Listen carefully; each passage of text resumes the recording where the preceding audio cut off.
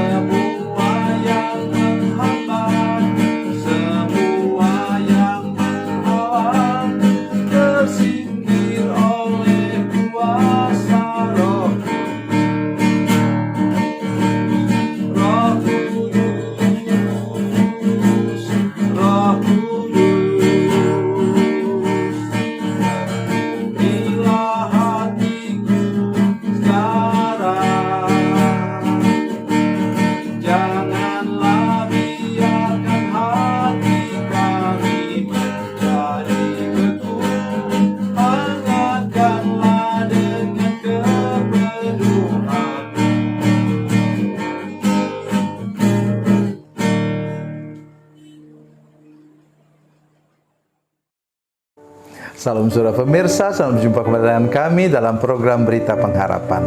Saudara pemirsa, hari ini masih di sekitar pekerjaan Roh Kudus dalam hidup kita. Saya ingin mengajak kita sekalian untuk merenungkan, dan khususnya hari ini, hari Pentakosta, hari Roh Kudus dicurahkan kepada kita. Satu hal yang sangat penting yaitu bahwa Roh Kudus itu kalau benar dia dicurahkan kepada kita, memenuhi hati kita, ia pasti mengubah kehidupan kita. Bukan hanya mengubah, tapi membuat hidup kita menjadi berkat. Mari kita berdoa sebelum kita lebih jauh mendengarkan firman Tuhan ini. Bapa, dalam nama Yesus, terima kasih untuk firman Tuhan yang ajaib, yang luar biasa yang kami dengar sebentar. Kami berdoa supaya hati kami sekarang dipenuhi oleh sukacita, dipenuhi oleh Roh Kudus, pikiran kami dikuasai oleh Roh Kudus, supaya kami mengalami kehidupan yang diubahkan dan menjadi berkat bagi orang lain. Dalam nama Yesus, haleluya, amin. Saudara pemirsa, mari kita membaca Alkitab kita dari Perjanjian Lama.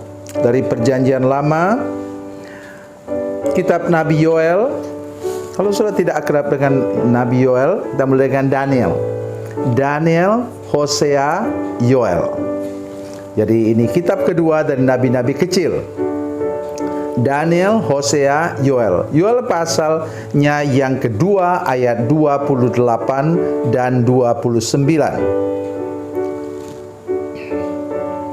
Yoel pasal 2, 28-29, demikian bunyi firman Tuhan. Kemudian daripada itu akan terjadi bahwa aku akan mencurahkan rohku ke atas semua manusia. Maka anak-anakmu laki-laki dan perempuan akan bernubuat. Orang-orangmu yang tua akan mendapat mimpi, teruna-terunamu akan mendapat penglihatan-penglihatan. Juga kata hamba-hambamu laki-laki dan perempuan akan kucurahkan rohku pada hari-hari itu. Amin. Saudara pemirsa, yang pertama harus kita ingat yaitu bahwa Roh Kudus dicurahkan mengubah hidup orang. Kalau dia bernubuat misalnya, yang Tuhan ubahkan hati dan pikiran, tetapi lebih penting lagi lidahnya. Berubah bernubuat. Saudara pemirsa, ingat lidah kita cenderung untuk apa? Mengata-ngatain orang, menggosipkan orang, membuat kata-kata yang kotor dan najis, kata-kata kutuk. Tetapi ketika Roh Kudus dicurahkan, memenuhi hidup kita. Hari ini hari Pentakosta, saudara sekalian. Mari kita ingat itu. Sudahkah Roh Kudus dicurahkan penuh ke dalam hidup kita dan mengubah hidup kita, saudara sekalian? Mari kita ingat itu betul-betul. Mengubahnya bagaimana? Mengubah lidah kita yang tadi penuh dengan karakter dosa, kemudian berubah menjadi diberi karunia apa di sini? Bernubuat. Orang-orangmu yang tua akan mendapat mimpi. Mimpi, you know, that is a dream. Mimpi, ya. Saudara sekalian, saudara tidak bisa hidup kalau saudara tidak punya mimpi. Bukan mimpi waktu tidur tadi malam, bukan. Tapi tidur, saudara tidak tidur tapi saudara punya mimpi. You have a dream. Dream apa? Bermimpi untuk satu hidup yang lebih baik, lebih meningkat. Saya menyebut merumuskannya dengan kata-kata, saudara hidup berharap, merindukan, bermimpi tentang hidup yang lebih sehat, lebih sukses, dan lebih makmur. Mari kita renungkan betul-betul firman Tuhan ini. Itu akan membuat hidup saudara sekalian punya daya dorong untuk mengalami kehidupan yang lebih baik ke masa depan. Itu mimpi. Nah, sekarang katanya teruna-terunamu akan mendapat penglihatan-penglihatan. Jadi saudara sekalian, penglihatan itu menyangkut apa? Mata, ya. Memang mata ini adalah mata yang melihat segala sesuatu yang jasmaniah, yang duniawi. Tetapi mata batin kita melihat hal-hal yang rohani, yang akan datang. Masih sudah ingat akan firman Tuhan dalam Yeremia 29 ayat 11. Mengatakan bahwa Tuhan mempunyai rencana masa depan untuk hidup kita, masa depan yang penuh harapan, masa depan yang penuh dengan salom. Ingat itu baik-baik saudara sekalian. Kalau saudara punya karunia penglihatan, saudara melihat segala sesuatu yang baik yang Tuhan sudah siapkan. Mari kita ingat. Apa kata firman Tuhan dalam Injil Matius pasal 4 ketika Yesus dicobai oleh iblis. Satu waktu dia dibawa naik ke atas gunung yang sangat tinggi. Dari sana diperlihatkan kepadanya segala kemegahan dunia. Tapi dalam Wahyu pasal 21 ayat 10 disebutkan di sana bahwa Roh Kudus membawa Yohanes, Rasul Yohanes ke atas puncak gunung yang tinggi. Dari sana ia melihat apa?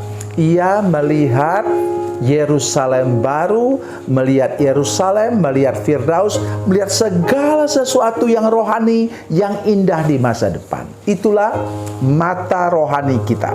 Saudara harus punya mata rohani dan minta Roh Kudus memberi kepada kita mata yang rohani untuk melihat segala masa depan yang indah bersama-sama dengan Tuhan. Masa depan surgawi, masa depan Yerusalem baru bersama dengan Tuhan, saudara sekalian. Sehingga hidup kita kemudian makin lama makin tertuju ke atas. Hidup kita makin lama makin meningkat satu level ke level berikutnya lagi, sampai ke puncak untuk melihat segala sesuatu yang Tuhan sudah ciptakan untuk kita di masa depan, ketika kita sudah pulang bersama-sama dengan Tuhan di surga. Pikirkan itu sekarang, renungkan itu sekarang pada hari pencurahan Roh Kudus ini, sehingga hidup kita betul-betul mengalami sesuatu yang luar biasa daripada Tuhan. Untuk hidup di dunia ini, saudara-saudara sekalian, kita memang perlu mata jasmani, tetapi untuk melihat ke masa depan, hidup yang luar biasa diberkati oleh Tuhan, kita pun harus menyadari bahwa kita perlu mata rohani untuk melihat segala sesuatu. Dari puncak sana kita melihat dalam alam roh segala sesuatu yang indah yang Tuhan siapkan kepada kita di surga yang kekal. Tuhan Yesus memberkati, Tuhan Yesus baik. Mari kita berdoa. Bapa, dalam nama Yesus, terima kasih banyak untuk kasih dan kebaikan Tuhan bagi kami. Tuhan jamah hati, pikiran seluruh jemaat kami, semua pemirsa menyaksikan program ini, supaya kami lebih banyak lagi melihat masa depan, mendengar suara Tuhan, mengalami mimpi-mimpi dan harapan yang kekal yang dari surga yang Tuhan berikan kepada kami. Terima kasih Tuhan. Dalam nama Yesus kami berdoa. Haleluya. Amin.